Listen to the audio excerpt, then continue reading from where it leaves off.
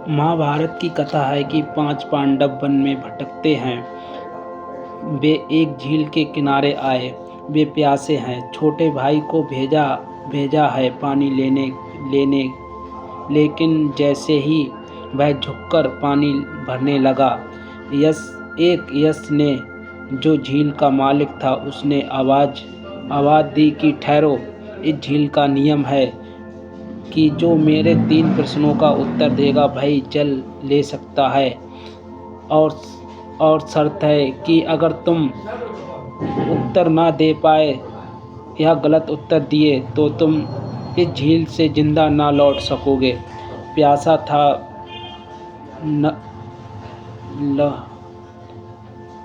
नकुल, भाई भी प्यासे थे, तो उसने कहा, मैं राजी हूँ जवाब देने को, लेकिन जवाब दे ना पाया, फिर गिर पड़ा। दूसरा भाई आया, तीसरा भाई आया, 4 भाई लौटे नहीं झील से, तो युधिष्ठिर खोजने आए। चारों की लाशें पड़ी हैं किनारे पर। हैरान हुए कि क्या हुआ। आवाज़ आई, जैसे ही झुके पानी लेने को, ठहरो। जो तुम्हारे भाइयों के साथ हुआ वही तुम्हारे साथ ना हो जाएगा। चुनौती है, 3 सवाल जवाब दे दो, क्योंकि तीन सवालों के जब मुझे जवाब मिल जाएंगे तो मैं इस यक्ष की योनि से मुक्त हो जाऊंगा। यह मेरे लिए अभिशाप है, तो मैं खोज रहा हूँ कि जवाब, और जब तक मुझे जवाब न मिलेगा मैं पानी न पीने दूंगा। पानी पीऊँगा तो मरोगे। बिना जवाब दिए भागने की कोशिश की तो मरोगे। जवाब तो चाहिए। जवाब गलत हुए तो मरोगे। युधिष्ठिर ने कहा, तुम पूछो। उसने पहला सवाल पूछा। वह सबसे महत्वपूर्ण सवाल है। जब उसने पूछा कि मनुष्य के जीवन में सबसे महत्वपूर्ण बात तुम्हें क्या अनुभव है, युधिष्ठिर ने कहा कि मनुष्य जान कर भी जानता नहीं, सीख कर भी सीखता नहीं है, मनुष्य सीखता भी नहीं कहते हैं। यश ने स्वीकार कर लिया कि यह मनुष्य के जीवन में सबसे अनूठी घटना है। इतना ही अनुभव का सार नवीनतम इकट्ठा नहीं होता। इतनी बार तुमने अपना सपना देखा, फिर भी तुम धोखा खाओगे। आज रात फिर सपना देखोगे, और जब सपना देखोगे तो तुम झूठ सच मालूम होने लगता है। जिसको झूठ सच मालूम होता है, हजारों बार जान कर भी उसको होश कहोगे, वह प्रगाढ़ रूप से बेहोश है। सपना बेहोशी का लक्षण है। गहनतम बेहोशी का लक्षण है। सिर्फ मन पर बनी लकीरें और चित्र वास्तविक मालूम होने लगते हैं। संगत घटनाएं भी सपने में ही मालूम पड़ती हैं।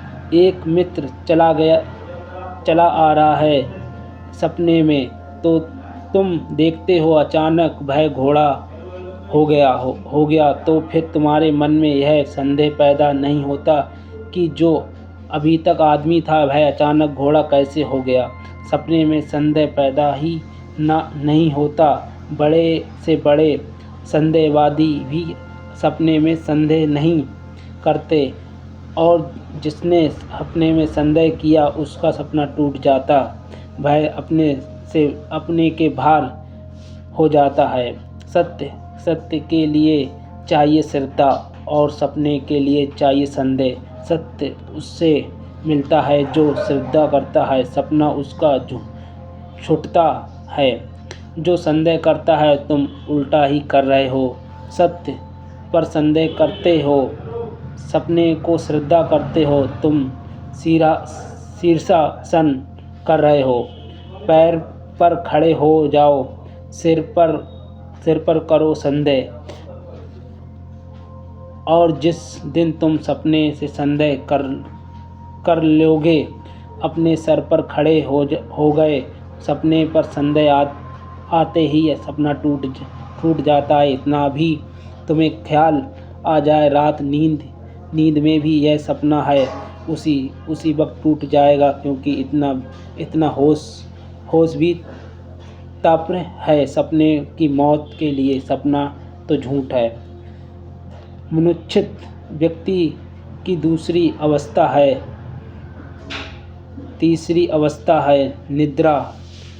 तुम्हारी जागृति ही झूठी है। सपने में तो जरा सी भी नहीं रह जाती, जागने में थोड़ी सी रहती मालूम पड़ती है।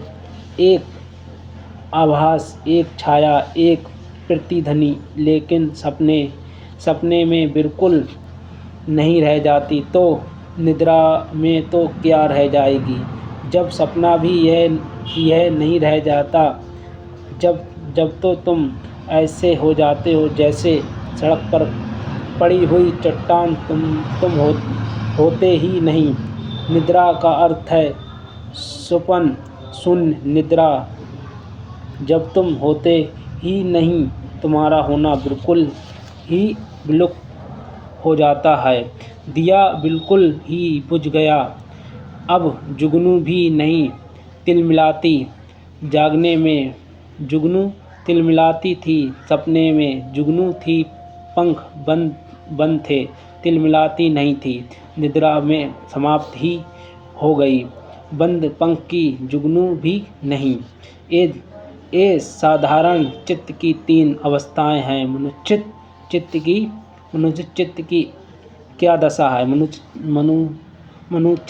चित्त की कोई अवस्थाएं नहीं हैं, क्योंकि मनुष्य व्यक्ति कभी सपना नहीं देखता। मनुष्य व्यक्ति को सपना हो ही नहीं सकता, क्योंकि जिसको होश है उसे सपना कैसे धोखा दे पाएगा, कैसे झूठ सच मालूम पड़ेगा। जैसे प्रकाश के चलने पर अंधेरा खो जाता है, ऐसे ही होश के आने पर सपने खो जाते हैं।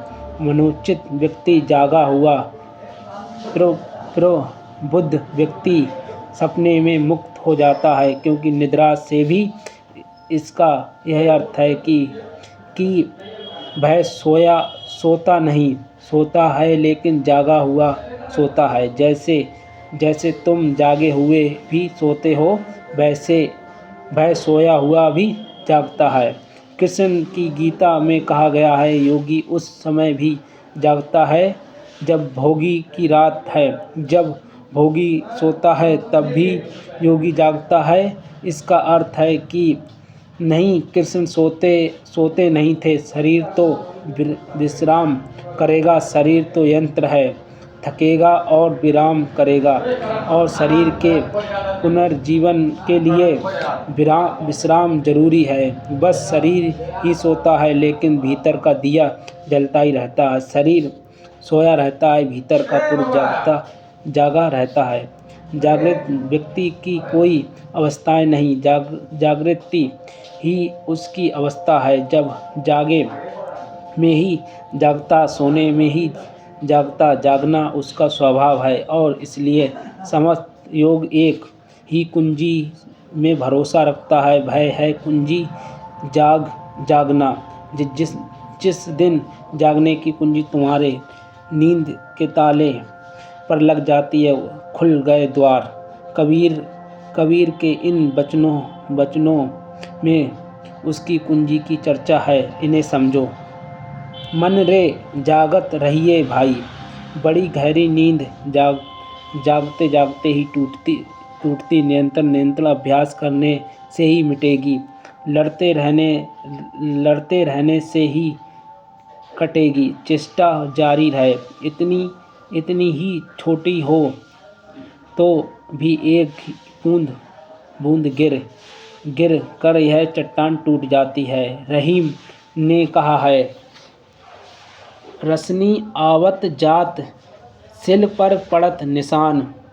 रस्सी की ताकत क्या है, लेकिन चढ़ती रहती है कुएं पर, भरती रहती है पानी को, और मजबूत से मजबूत चट्टान पर निशान बन जाता है। अगर तुम्हारे बोध की रस्सी सरकती ही रहे तो तुम्हारे जीवन के घाट पर कितनी ही हो गहरी तंद्रा, आज नहीं तो कल निशान आ जाएगा। मन रे जागत रहिए भाई, गफिर